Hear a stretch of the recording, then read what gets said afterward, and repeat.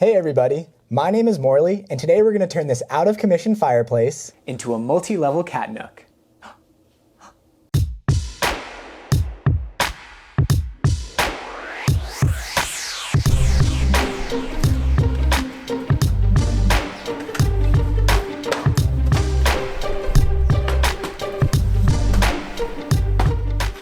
The cat nook is built from 1/2-inch Baltic birch plywood, but before I could make any cuts, I had to take a lot of detailed measurements of the decommissioned fireplace.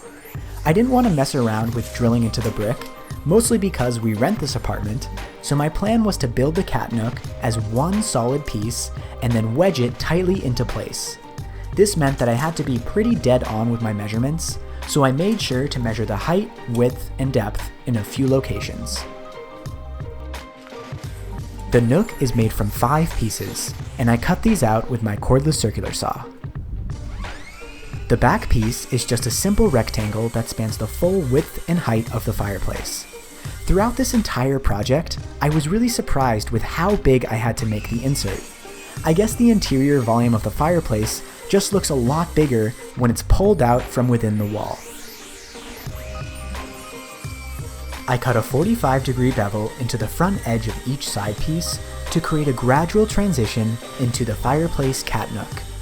I actually just made this cut once and then used both sides of the cut for the 2 side pieces. After ripping the side pieces to their final width, I made 2 shelves. The bottom shelf spans the full width of the insert, and the top one is about 18 inches long.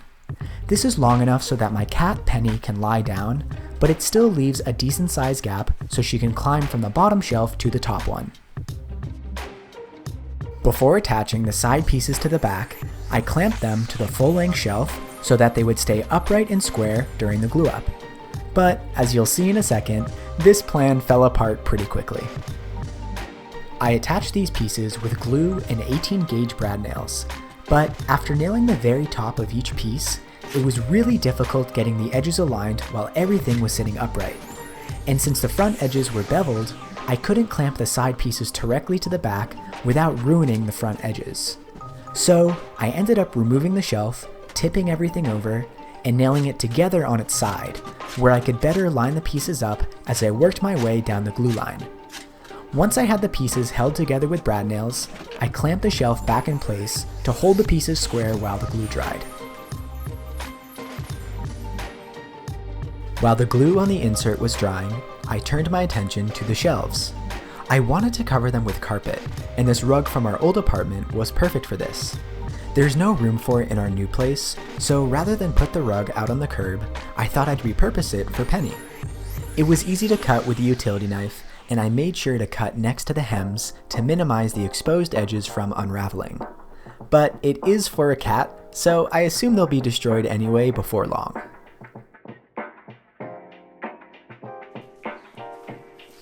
Once the glue on the insert was dry, I took it back outside to sand up to 220 grit.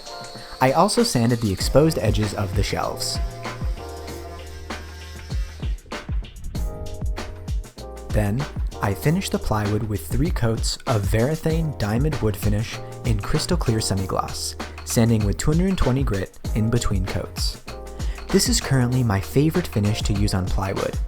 It's easy to apply, doesn't fill my tiny apartment workshop with noxious fumes, and it just creates a really beautiful neutral finish that doesn't yellow the plywood. I'll leave a link for this finish in the description, as well as links for all the other tools and materials I used in this project. Penny has a mild case of cerebellar hypoplasia, and one of the effects of this is that she tends to climb up onto things where other cats might be comfortable jumping right up. This was a major consideration in deciding the shelf placement, and I installed the bottom shelf at 12 inches off the ground to strike a balance between allowing her to easily get up, giving her the sense of an elevated perch, and creating a cozy little cave underneath. After installing the bottom shelf with glue and countersunk wood screws, I cut the tassels off the large rug remnant and gave it a quick vacuum.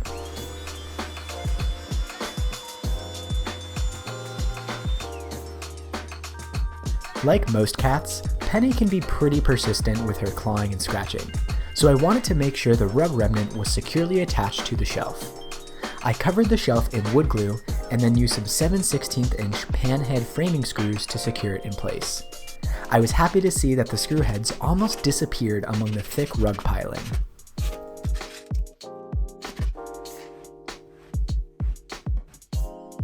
Before attaching the upper shelf, I took 1.5 inches off of my 2x4 spacers with my Japanese pole saw. This was just to give Penny a little more headroom when she's in the attic, as I like to call it. The top shelf was a little trickier to install than the bottom one, since it doesn't span the entire width. I used a clamp to hold it in place while I drove some brad nails, and then secured it with some countersunk wood screws. Considering that cantilevered corner, I wanted a really solid connection, so I didn't skimp out on the number of screws.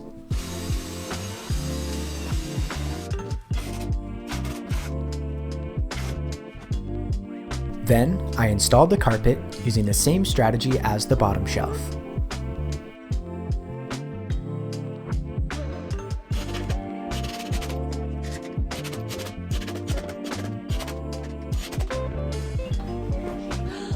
And with that, the only thing left to do was cross my fingers and hope that the cat nook actually fit into the fireplace.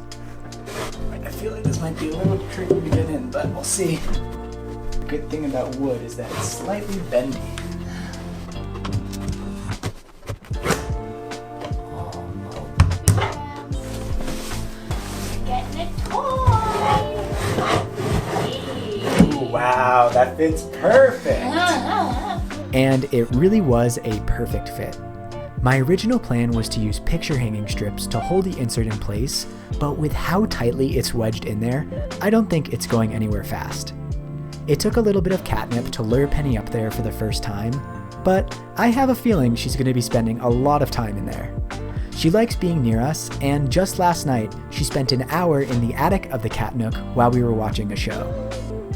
It also didn't take long for Penny to take her first tumble out of the attic, another side effect of her cerebellar hypoplasia. But at this point, she's pretty good at falling, and she made an Olympic-level recovery. Aside from its cat playhouse functionality, the fireplace nook looks so good in our living room. It adds a pop of color and a bit of warmth to the bright white room, and I honestly can't think of a better way to use a decommissioned fireplace. Thank you for watching, and if you enjoyed this video, check out the rest of my channel for all sorts of other project videos, and please consider subscribing. I hope the rest of your day is as fun as Penny's when she has a new space to explore and a small pile of catnip.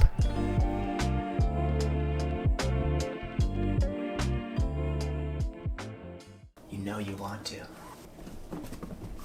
Oh?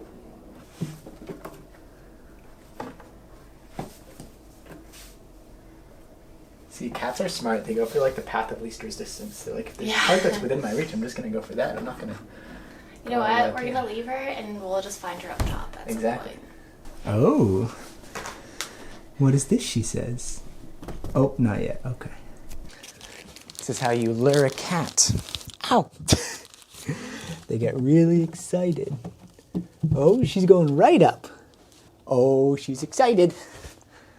Let's see what Penny has to say. What do you think, Penny? Do you like it? Do you like the cat nook, or do you mostly just like the catnip? Oh, she is living. She's having a good time there.